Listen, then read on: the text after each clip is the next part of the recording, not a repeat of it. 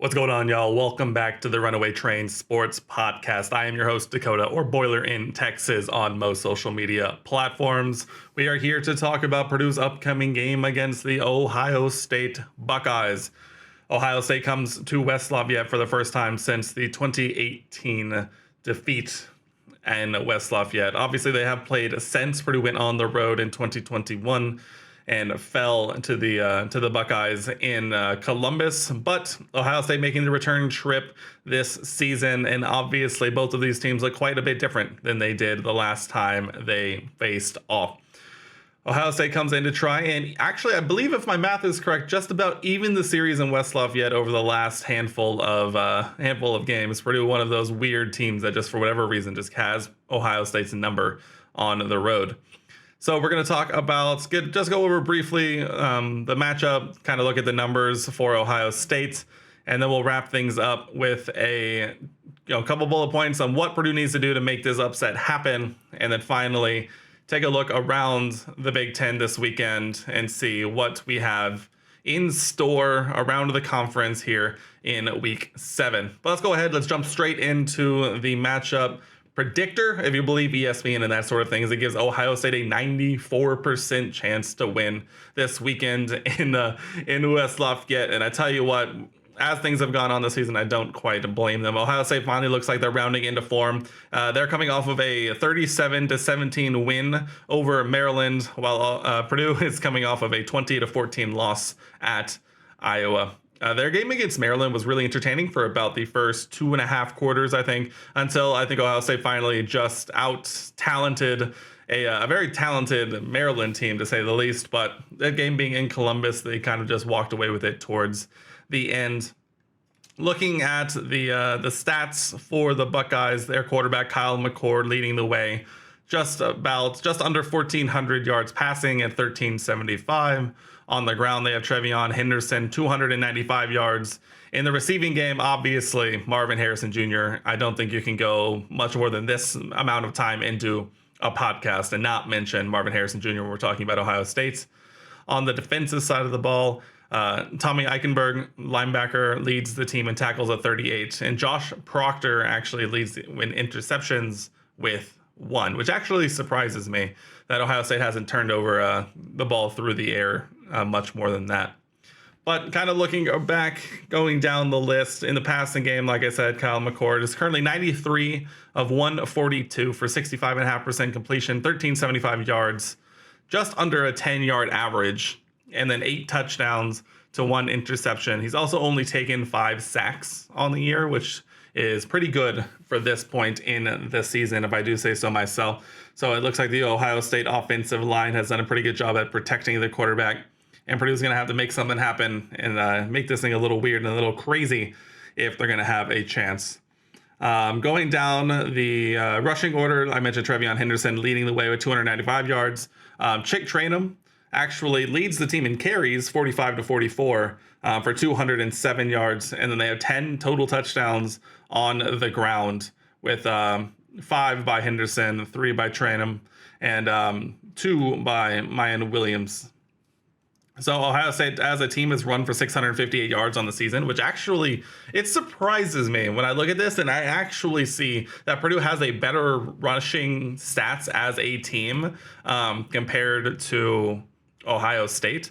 Obviously, Ohio State, I think, makes their bread and butter through the air, but at the same time, you would expect them to be able to run the ball a little better, if I do say so myself. And if one thing is true this year is that Purdue's defensive line has been actually pretty good in rush defense, a couple of plays notwithstanding. So Ohio State has 658 yards as a team, while Purdue has 847. Quite a bit more. It looks like Purdue has obviously tried to set the tone on the ground a little bit more. Looking at the total carries, Purdue has 224, while Ohio State has 151. So obviously, if you do the math and work out the averages there, Ohio State is averaging more yards per carry, but at the same time, I feel like I expected them to have more rushing yards going into this game. Moving on to the passing game, Marvin Harrison Jr. obviously leads the team. 25 receptions, just call it 500 yards, 4 touchdowns, and followed by tight end Cade Stover, 19 for 306 and 1 touchdown. And then a couple more wide receivers down the list for 300 and 150 yards apiece. and 3 touchdowns there as well. This is an Ohio State passing attack that has generated 1,514 yards to Purdue's 1,491, so actually relatively pretty similar. They throw 9 passing touchdowns to Purdue's 6. This definitely feels like an instance where obviously I think Ohio State has obviously made their offense through the air instead of on the ground. And I think that's totally fair when you have a receiver like Marvin Harrison Jr. In your core to kind of like just set the tone and just elevate your squad not much higher than the other. He leads the way with 499 yards. Deion Burks leading the way for the Boilers, 396 yards. They actually both have 4 touchdowns, which is pretty good in terms of comparing Deion Burks to probably one of the best wide receivers in the country. But this isn't man. Looking at the stats, this is one of the most interesting things about sports to me, is that if you just look at the stats, it really paints a picture that Purdue should be, performing pretty well comparatively to Ohio State. Obviously, the level of competition is a little different between them, but I think that also only goes to show that Purdue has found a lot of success on offense this year. That just hasn't led to necessarily as many wins as any of us would have liked. And so I think it's just going to be interesting to see what goes on as the season continues and how this game unfolds. Obviously, Ohio State is going to have the better talent level. They're going to, they're not going to come into West Lafayette, and I don't think they're going to feel scared, although some of their fans, whether they would admit it or not, are always scared of a weird noon game on the Peacock in West Lafayette in Ross-Ade Stadium. This game obviously taking place at noon, which honestly, I guess if you're going to put us up against Ohio State, I'd much rather have it in a sleepy noon game where they actually may be looking ahead a little bit. They play Penn State next time out, and so maybe, who knows, a little sleepy noon game on the Peacock against the Boilers. Ohio State gets caught with their eyes looking. You never know. That's all I'm saying. You never know. Taking a look at some more stats as a team, Ohio State's averaging 35 points per game to Purdue's 25.7. Okay, let's just put it all on the line. All right, we don't even need to get that much further into this. What does Purdue need to do to beat Ohio State?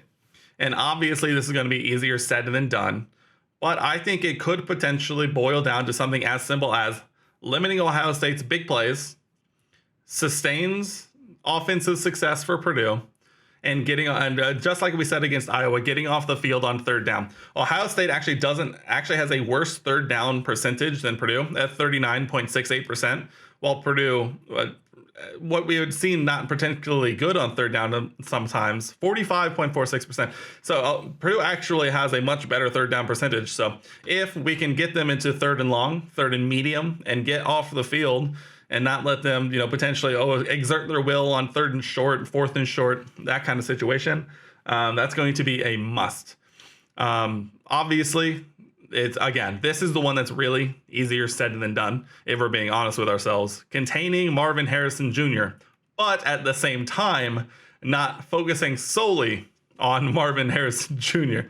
That is going to be the biggest what if in this game. Purdue secondary obviously is a little banged up, to say the least, as well as just has not gelled quite to the level that we need them to this year. Now, it has gotten a little better over the last couple of weeks, Iowa notwithstanding, because that game, you cannot take passing statistics from Iowa or any offensive statistics from Iowa and count them as truth.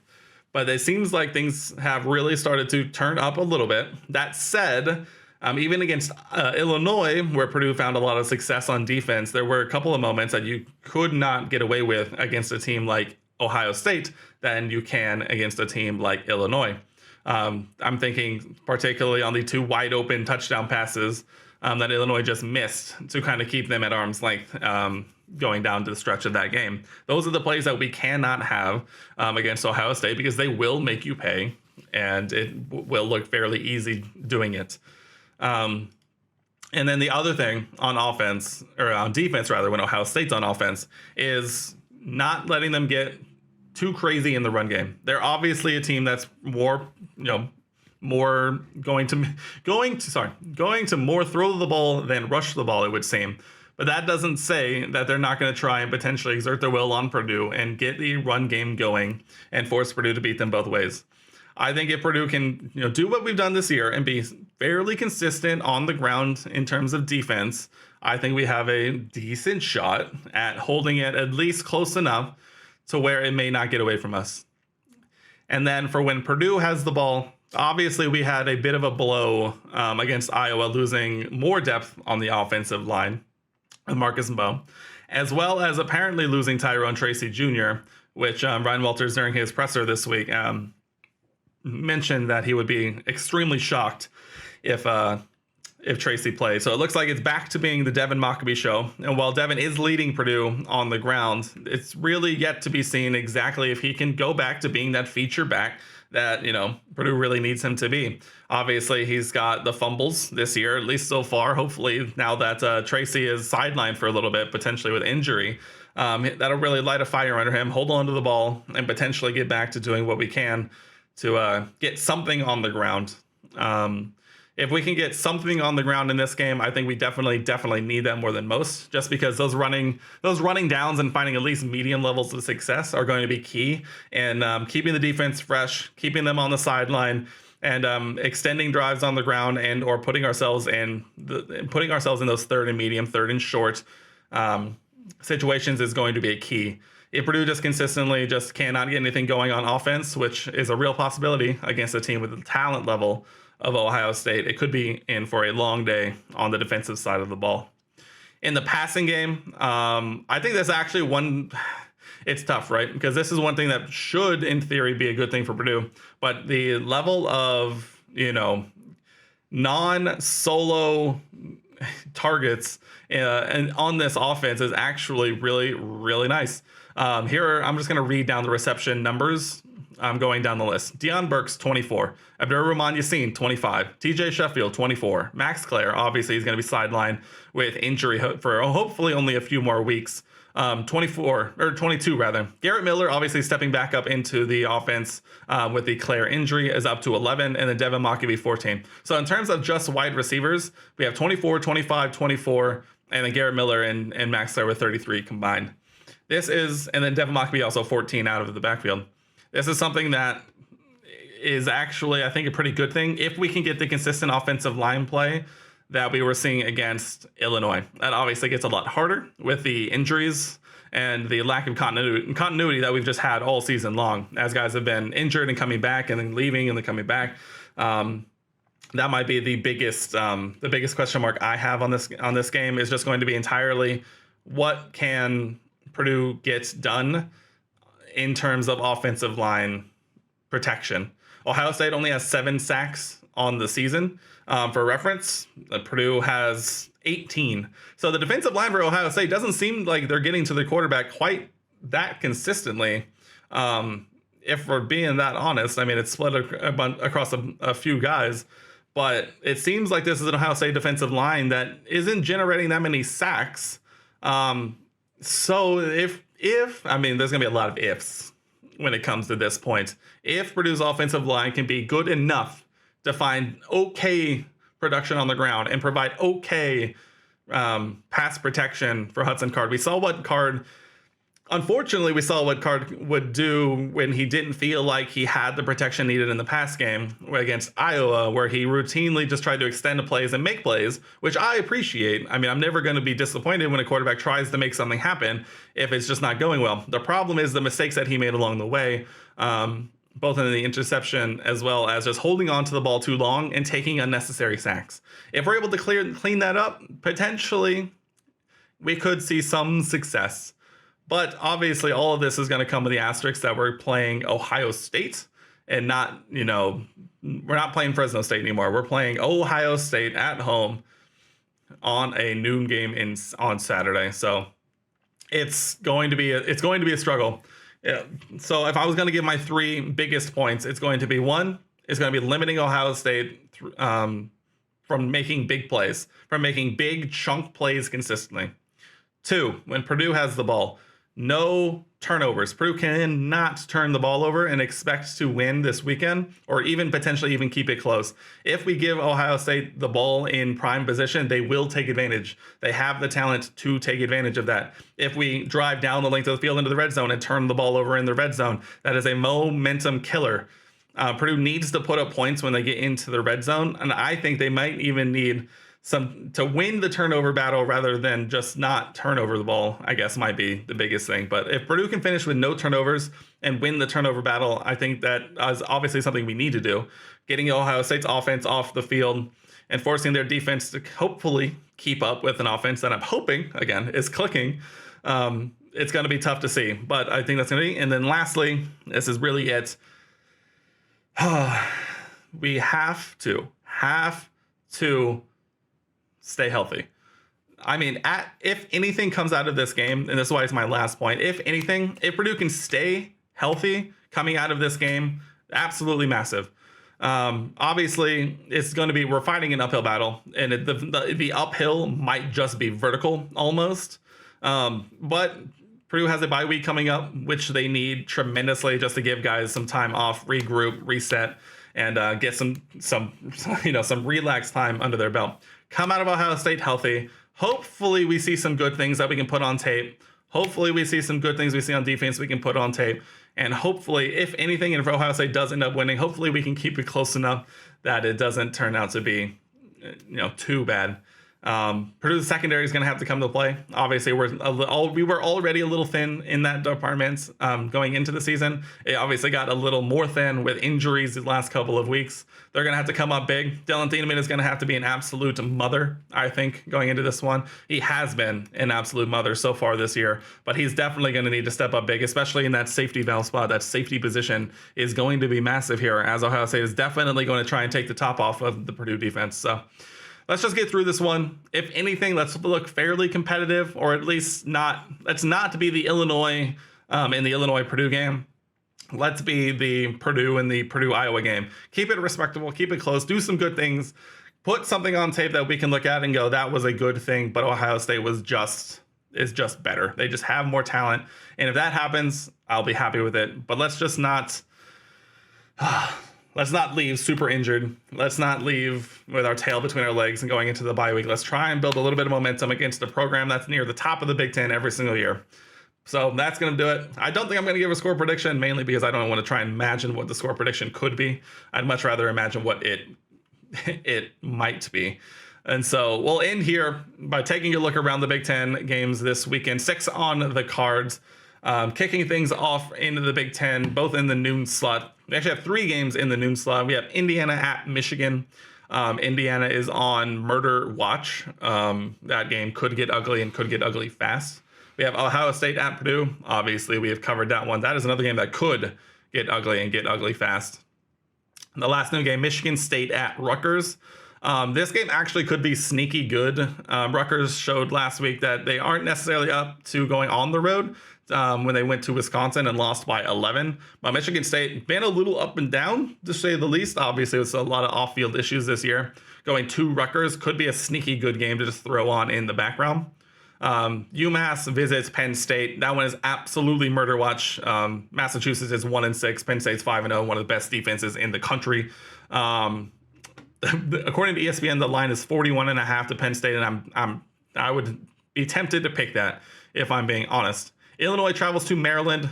Maryland should take care of that one pretty easily. That one is in the 2:30 slot along with UMass Penn State.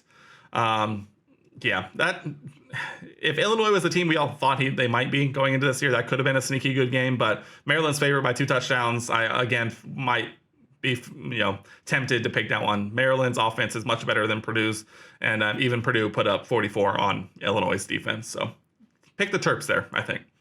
And then finally, rounding out, no late games in the Big Ten, I'm learning just now.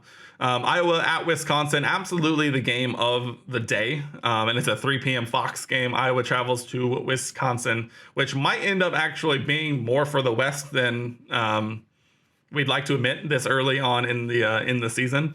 This game could be sneaky good. I think I like Wisconsin in this game, mainly because they're playing at home, and Wisconsin's defense is probably a little bit better than Purdue's. Obviously, Iowa's still playing with Deacon Hill at quarterback, and I think Wisconsin is going to have enough offense against, granted, a good Iowa defense, but I think Wisconsin's going to have enough to kind of hold them at arm's length, and I don't know if Iowa's offense is going to be good enough to keep up. But that's my look around the Big Ten. And let's just, oh man, even as fans, let's just take a breath, survive this week. I'm going into this game with no expectations, and if anything good happens, I'm going to take it as absolute gravy. Let's get through this one. Let's get an opportunity to get a little bit healthier, and you never know. We said it in 2018. You never know. It's always when you least expect it. But if we're being honest, this game probably shouldn't be that close. But you never know. Ohio State coming into Purdue. Penn State on the horizon. Maybe they're caught looking. Maybe it's a little slow. Give us a little hope, build a little momentum. Weird things happen in West Lafayette when the Buckeyes come to town. But that's for time to tell. We'll see on Saturday on Peacock. I'm going to get out of here. If you guys enjoyed this, if you're watching this on YouTube, go ahead, hit the subscribe button down below. If you're listening to this through podcast audio form, go ahead, follow the show on whatever podcast platform you are using. Leave us a rating if at all possible. You can find me on most social media platforms at Boiler in Texas. And you can always follow me there for my optimistic Purdue takes, although this one might not have been as optimistic as I would have liked to. But I'm going to get out of here. I'm excited to be with you all on Saturday watching Purdue take on the Buckeyes in a game that would be amazing to win, but more than likely, let's just go out and have a good time. Sound good? All right, I'm getting out of here. You get out of here. Appreciate you guys. Until then, as always, boiler up, hammer down. Hail Purdue.